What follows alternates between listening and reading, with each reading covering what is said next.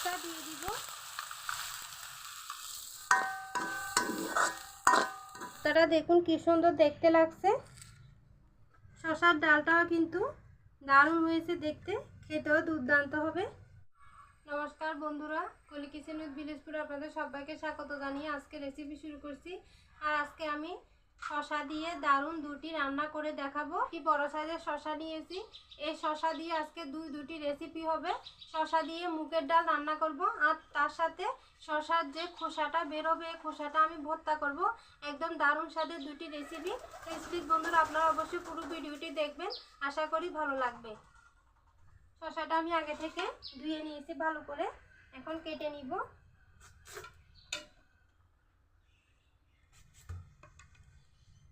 খোসাগুলো একটু মোটা করে ছাড়িয়ে নিতে হবে। দেখুন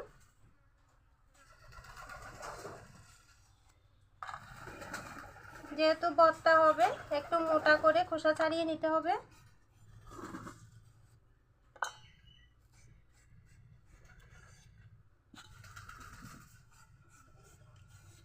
খোসাটাকে এখন কেটে নিব।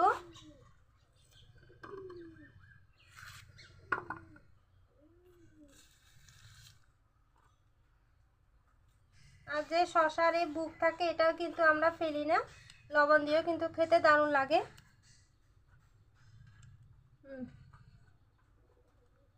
এখন এটাকে মুগ ডালের দিয়ে রান্না করার জন্য কেটে নিব।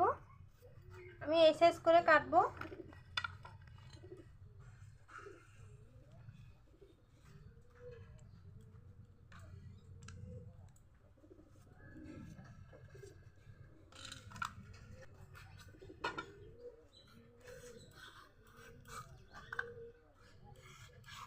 এভাবে আমি বাকি শসাটাও কেটে নিব।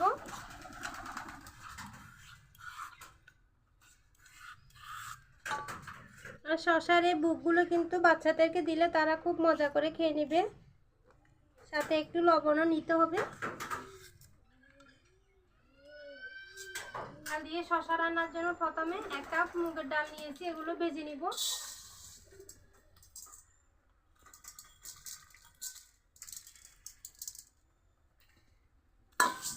হালকা করে ভেজে নিতে হবে, খুব বেশি ভাজা হলে কিন্তু পরে ডাল সিদ্ধ হতে দেরি হবে। ডাল থেকে হালকা একটা যখন সুগন্ধ বেরোবে তখন নামিয়ে নিতে হবে। ডাল হালকা করে ভেজে নিয়েছি, এখন নামিয়ে ঢেলে নিব। এবার ঠান্ডা হলে তারপর জল দিয়ে ধুয়ে নিতে হবে। গরম থাকা অবস্থায় কিন্তু ধোয়া যাবে না, কিছুক্ষণ এভাবে রাখলে ঠান্ডা হয়ে যাবে।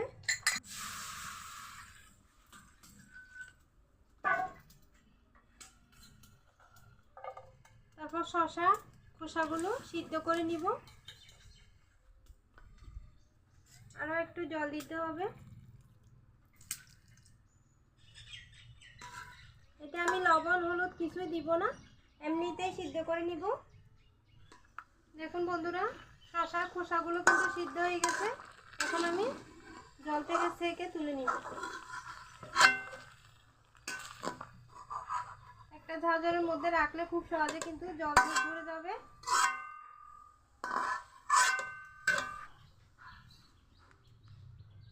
দেখুন বন্ধুরা, এখানে আমি ভর্তার সাথে দিব কিছুটা লইট্টা শুটকি। এটা আমি একটা মাঝারি সাইজের লইট্টা শুটকিকে ছোটো টুকরা করে কেটে নিয়েছি, আর নিয়েছি কয়েকটা কাঁচামরিচ। আপনারা এখানে লইট্টা শুটকির বদলে অন্য যে কোনো শুটকি দিতে পারবেন, কিংবা ছোট চিংড়ি মাছ থাকলে সেটাকেও দেওয়া যাবে। অল্প একটু তেল দিয়ে ভেজে নিব। তেল গরম হয়ে গেছে, এখন মরিচ আর শুটকি ভেজে নিব।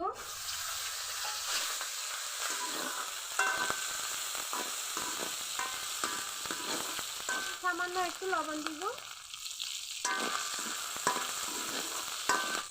সামান্য করে দিব হলুদের গুঁড়া।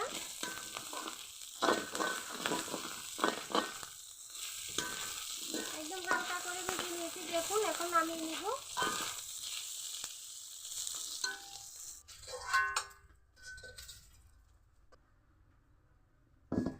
বন্ধুরা, আমি কড়াইয়ে জল দিয়ে দিব ডাল ফোটার জন্য। বন্ধুরা, জল হালকা গরম হয়ে গেছে, এখন আমি ভেজে রাখা ডালগুলো কিন্তু ধুয়ে নিয়েছিলাম, জলের মধ্যে দিয়ে দিব। এখন ঢাকা দিয়ে ডাল 50% সিদ্ধ করে নিব। আমি এই যে শসা খোসাগুলো সিদ্ধ করে নিয়েছিলাম, এগুলো সাথে দিব। এই যে এখানে লইট্টা শুটকি আর কাঁচামরিচ ভাজা, এগুলো একসাথে দিয়ে আমি ব্লেন্ডারে ব্লেন্ড করে নিব। এগুলো ব্লেন্ডার জারের মধ্যে দিয়ে দিব।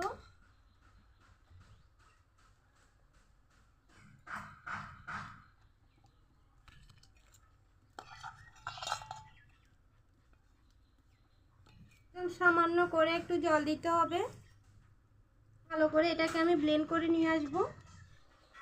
আমি ভর্তাটা ব্লেন্ড করে নিয়ে চলে এসেছি। আর এদিকে ডালও ফুটে গেছে, দিয়ে দিব কিছুটা লবণ, হলুদের গুঁড়া। আরও কিছুক্ষণ সিদ্ধ করে নিতে হবে। ডাল অনেকটা সিদ্ধ হয়ে গেছে, এখন এতে কেটে রাখা শসাগুলো দিয়ে দিব। একটু নেড়ে মিশিয়ে দিব। দিব কাঁচামরিচ, মশলার গুঁড়া, মরিচের গুঁড়া।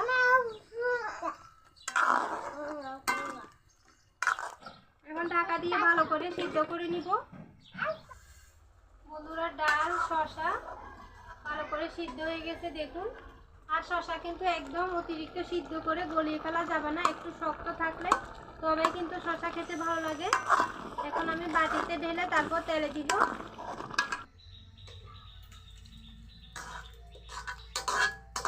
কড়াইটা ধুয়ে একটু জলও দিয়ে দিব তেল দেওয়ার জন্য। কড়াইয়ে তেল দিব। আপনারা চাইলে এখানে সরষের তেলও দিতে পারেন। তেল গরম হয়ে গেছে, দিব তেজপাতা, দিব 5 ফোড়ন। এখন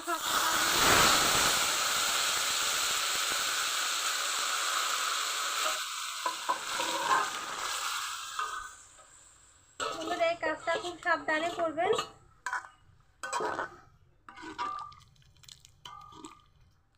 বন্ধুরা, এই শসার ডাল রান্নাটা আপনারা যে কোনো নিরামিষ দিনেও করতে পারবেন, যেহেতু এখানে কোনো রকম পেঁয়াজ রসুন কিছুই দেওয়া নেই। এটা অনেকটা এখন ঝোল ঝোল আছে, এটা ঠান্ডা হলে কিন্তু অনেকটাই কমে যাবে, বসে যাবে তরকারিটা। বন্ধুরা, শসার ডাল রান্না একদম রেডি। এখন নামিয়ে বাটিতে ঢেলে নিব। তেল গরম হয়ে গেছে, তেলের মধ্যে দিব পেঁয়াজ কুচি,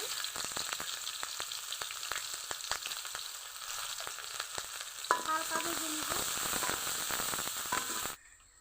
পেঁয়াজগুলো হালকা ভাজা হয়ে গেছে, এখন পেস্টটা দিয়ে দিব। বন্ধুরা, আমি তো এটা ব্লেন্ডার জারে ব্লেন্ড করে নিয়েছি, আপনারা চাইলে শিলনোড়ায়ও বেটে নিতে পারবেন।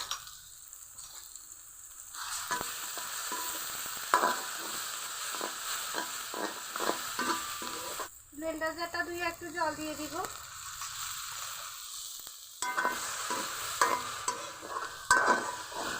দিব লবণ, সামান্য করে একটু হলুদের গুঁড়া। নেড়ে নেড়ে এটাকে শুকিয়ে নিব। পুরো ভর্তাটা ফ্রাই হয়ে এসছে, এখন একটু কাঁচা সরষের তেল দিয়ে দিব।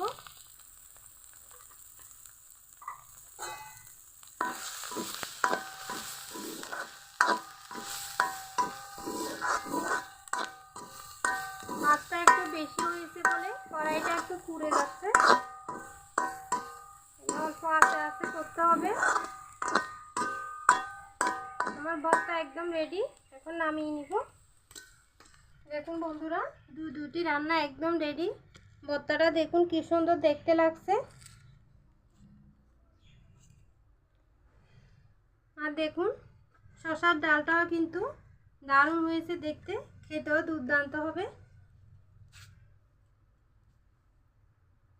বন্ধুরা, এইভাবে যদি শসার খোসাগুলো ভর্তা করেন, এই ভর্তা দিয়ে কিন্তু এক থালা ভাত নিমিষে শেষ হয়ে যাবে। আপনারা একদিন হলেও করে দেখবেন, দারুণ লাগে খেতে। অবশ্যই কিন্তু গরম ভাতের সাথে খেতে হবে। তো আমার রেসিপিগুলো যদি আপনাদের কাছে ভালো লাগে তাহলে ভিডিওতে একটি লাইক দিবেন, চ্যানেলটি সাবস্ক্রাইব করে আমার পাশে থাকবেন, আমাকে সামনের দিকে এগিয়ে যেতে সাহায্য করবেন। তো তো আজকে এই পর্যন্ত। সবাই ভালো থাকবেন, সুস্থ থাকবেন, সাবধানে থাকবেন। দেখা হবে অন্যদিন নতুন কোনো রেসিপি নিয়ে।